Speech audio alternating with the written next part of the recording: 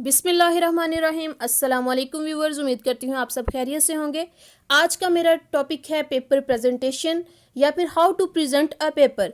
आज का ये टॉपिक स्टूडेंट्स एंड टीचर्स दोनों के लिए इक्वली बेनिफिशियल है, क्योंकि अगर एक स्टूडेंट इस वीडियो को देखेगा तो यकीनन वो जान पाएगा कि उसे अपने पेपर को किस तरह से प्रेजेंट करना है, जबकि अगर एक टीचर इस टॉपिक को या इस वीडियो को प्रॉपर तरीके से देखेंगे तो यकीनन जब उनके पास प्रॉपर इन्फॉर्मेशन होगी तो वो अपने बच्चों को ट्रेन कर पाएंगे, गाइड कर पाएंगे। So what is presentation? Presentation है क्या? एक्चुअली प्रेजेंटेशन का मतलब है कि आप चीज़ों को लोगों के सामने या दूसरों के सामने किस वे में प्रेजेंट करते हैं, किस तरह शो करते हैं, किस तरह पुट करते हैं, इसे कहते हैं प्रेजेंटेशन। अब आपकी प्रेजेंटेशन अट्रैक्टिव भी हो सकती है और अनक्लिकेबल भी हो सकती है। आपने अपनी प्रेजेंटेशन को कैसे रिवील करना है, कैसे पुट करना है, कैसे शो ऑफ करना है, ये आप पर डिपेंड करता है। यहाँ पर मैं आपको कुछ इमेजेस दिखाना चाहूँगी, जहाँ आप देख रहे हैं कि दो स्टूडेंट्स हैं। एक तरफ आप देखेंगे कि एक स्टूडेंट है जिसका प्रॉपर हेयर कट नहीं है, जिसकी शर्ट खुली हुई है, बटन खुले हुए हैं, बैग जो है वो अनपैक्ड है, चीज़ें बिखरी हुई हैं उसकी, और जो शूज़ है वो प्रॉपर बाइंड नहीं है। इसी तरह से आप दूसरी जानिब देखेंगे तो आपको एक स्टूडेंट नज़र आएगा जो प्रॉपर हेयर कट है, उसका वेल ड्रेस्ड है, वेल पैक्ड उसका बैग है। सो आपको यहाँ पर प्रेजेंटेशन में फ़र्क नज़र आएगा कि अट्रैक्टिव और अनअट्रैक्टिव प्रेजेंटेशन में क्या डिफरेंस है। यहाँ पर मैं आपको एक पेज शो कर रही हूँ जिसमें आप देखेंगे एक तरफ अच्छी हैंड राइटिंग है, कोई कटिंग नहीं है, बहुत ही प्रॉपर तरीके से लिखा गया है, जबकि दूसरी तरफ जो है वो एक्स्ट्रा कटिंग आपको नज़र आ रही है, बैड हैंड राइटिंग नज़र आ रही है। तो ये भी प्रेजेंटेशन की एक एग्जाम्पल है। सो यहाँ पर आप देख रहे हैं कि दो शूज़ आपके सामने हैं, सेम शूज़ हैं, बट एक साइड पे जो है वो पॉलिश्ड शूज़ है, जबकि दूसरी जानिब जो है वो अनपॉलिश्ड शूज़ है। तो ये आपको यहाँ पर समझ आ सकती है कि प्रेजेंटेशन का क्या किरदार है। यहाँ पर आप देखेंगे कि आपके सामने एक तरफ तो वेल मैनेज्ड डाइनिंग टेबल या डाइनिंग कारपेट रखा हुआ है, जबकि दूसरी जानिब जो है वो एक बिखरा हुआ अनमैनेज्ड डाइनिंग टेबल शो हो रहा है। सो आपके माइंड में जो एक चीज़ क्लिक करेगी वो ये कि प्रेजेंटेशन कितनी ज़रूरी है और एक अट्रैक्टिव और अनअट्रैक्टिव प्रेजेंटेशन में क्या डिफरेंस है। So what is paper presentation. अब हम बढ़ते हैं अपने एक्चुअल डिस्कशन की तरफ, एक्चुअल टॉपिक की तरफ कि पेपर प्रेजेंटेशन किसे कहते हैं। पेपर प्रेजेंटेशन का मतलब अपने पेपर को प्रॉपर तरीके से मैनेज करना, इसमें राइटिंग, स्पेसिंग वगैरह का प्रॉपर ख्याल रखना और जिस कदर पॉसिबल हो सके इसे अट्रैक्टिव बनाना, ये है paper presentation. Why is paper presentation important? Paper presentation इंतहाई अहम है, इम्पोर्टेंट है, ज़रूरी है। क्यों ज़रूरी है? ताकि पहली ही नज़र में जो चेकर है, एग्जामिनर है, वो आपकी प्रेजेंटेशन से अट्रैक्ट हो सके। Because first impression is the last. The role of paper presentation, paper presentation का रोल क्या है, यहाँ पर मैं आपको बताना चाहूँगी कि पेपर प्रेजेंटेशन अगर आपकी अच्छी होगी, अट्रैक्टिव होगी, तो एग्जामिनर जो है वो आपकी प्रेजेंटेशन से अट्रैक्ट होगा। चेकर पेपर आपका जो है वो तवज्जो से पढ़ सकेगा। बाज़ औक़ात चेकर के पास बहुत ज़्यादा टाइम नहीं होता, जिसकी वजह से आपकी मेहनत जो है, जो आपने इतनी मेहनत के साथ तैयारी करके अपने पेपर को लिखा होता है, वो प्रॉपर तरीके से उसे पढ़ते नहीं हैं और शायद आपको उतने मार्क्स ना मिल पाते हों। लेकिन अगर आपके पास एक स्ट्रॉन्ग पेपर प्रेजेंटेशन है तो चेकर जो है वो आपके पेपर से अट्रैक्ट होकर, आपकी प्रेजेंटेशन से अट्रैक्ट होकर आपके पेपर को पढ़ेगा। आपका पेपर उसकी तवज्जो का मरकज़ बन सकेगा और यकीनन आपको कैंडी पॉइंट्स मिलेंगे, यानी आपको एक्स्ट्रा मार्क्स दिए जाएंगे अगर आपकी प्रेजेंटेशन अट्रैक्टिव है।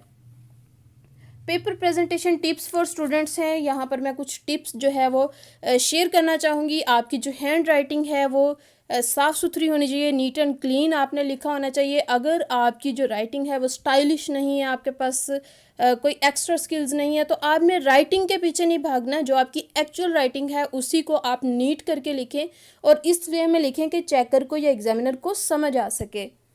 यहाँ पर एक चीज़ और मैं डिस्कस करना चाहूँगी कि आप अपने पेपर में कम से कम कटिंग करें। अल्फाज में, वर्ड्स में गैप होना चाहिए।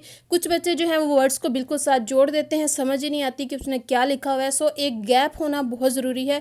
आपकी राइटिंग नीट होना बहुत ज़रूरी है। अगर आपके पास कैलीग्राफी स्किल्स नहीं है तो आपको बिल्कुल भी ज़रूरत नहीं है कि आप कैलीग्राफी स्किल्स को शो ऑफ करें या फिर कैलीग्राफी स्किल्स को यूज़ करने की कोशिश करें।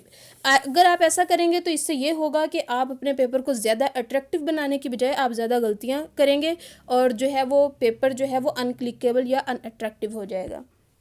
यहाँ पर मैं आपसे शेयर करना चाहूँगी यूज़ ऑफ बुलेट पॉइंट्स। ये भी पेपर प्रेजेंटेशन का एक बहुत ही इम्पोर्टेंट हिस्सा है।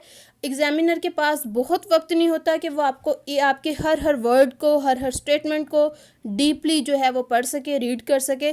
सो अगर आपके बुलेट पॉइंट स्ट्रॉन्ग होंगे तो यकीनन एग्जामिनर पर ये एक अच्छा इंप्रेशन जाएगा आपकी तरफ से, और आपको इसके स्ट्रॉन्ग पॉइंट्स मिलेंगे, अच्छे मार्क्स मिलेंगे, क्योंकि एग्जामिनर को आइडिया आपके बुलेट पॉइंट्स से हो जाएगा कि आपका लेक्चर कितना प्रिपेयर है या आपका टॉपिक आपने कितने अच्छे से रेडी किया हुआ है। सो यहाँ पर मैं आपको ये बताना चाहूँगी कि बुलेट पॉइंट्स को आप कहाँ कहाँ यूज़ कर सकते हैं, किस टाइप के क्वेश्चंस में यूज़ कर सकते हैं।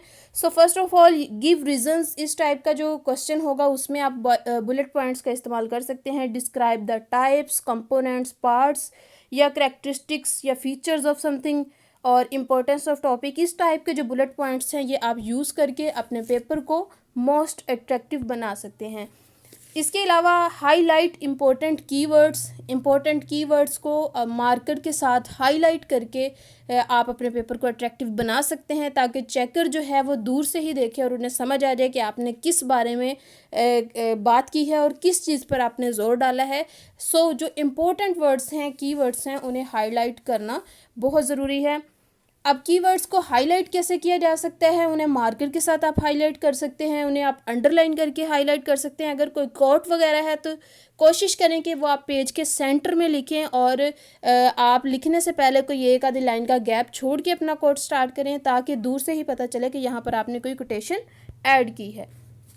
नेक्स्ट वन है draw columns for different type questions, यानी अगर आपको कोई इस टाइप का क्वेश्चन आ जाए, डिफ्रेंशिएट बिटवीन फलां फलां, या फिर फ़र्क बयान करें, कुछ इस टाइप का है, तो आपने क्या करना है, वहाँ पर कॉलम का इस्तेमाल करना है। इससे क्या होगा, स्टूडेंट के लिए भी एक जो है वो ईजी चीज़ होगी कि वो एक तरफ अगर एक चीज़ को डिफ़ाइन कर रहा है तो साथ ही दूसरी चीज़ के भी वो जो है वो डिफरेंस वहाँ पर साथ साथ लिखता जाएगा। और इसी तरह चेकर के लिए भी बहुत आसानी है कि वो दोनों चीज़ों के कंपैरिजन में, डिफरेंस में को पढ़ने में, रीड करने में, समझने में जो है वो आसानी महसूस करेगा। सो नेक्स्ट वन है use diagrams, flow charts, graphs wherever possible, यानी कि आपके टॉपिक में या आपके पेपर में जहाँ जहाँ पॉसिबल हो सके आप डायग्राम्स बनाएं, फ्लो चार्ट्स और ग्राफ्स का यूज़ करें, क्योंकि डायग्राम्स, फ्लो चार्ट्स, ग्राफ जो है वो पेपर को मोस्ट अट्रैक्टिव बनाते हैं। मसलन आपसे किसी चीज़ की काइंड्स पूछी गई हैं, टाइप्स पूछी गई हैं, तो आप डायग्राम्स के ज़रिए जो है उसकी टाइप्स और काइंड्स को शो कर सकते हैं, और डायग्राम्स के अंदर वो टाइप्स या काइंड्स मेंशन कर सकते हैं। इसी तरह अगर कोई क्वांटिटी या क्वालिटी टाइप कोई क्वेश्चन होगा तो वो ग्राफ के ज़रिए आप उसकी परसेंटेज या उसका लेवल शो कर सकते हैं कि इसकी क्या क्वांटिटी है, क्या क्वालिटी है। इसी तरह आप फ्लो चार्ट्स को यूज़ कर सकते हैं। सो ये वो पॉइंट्स हैं जिनके इस्तेमाल से आप अपने पेपर को मोस्ट अट्रैक्टिव बना सकते हैं।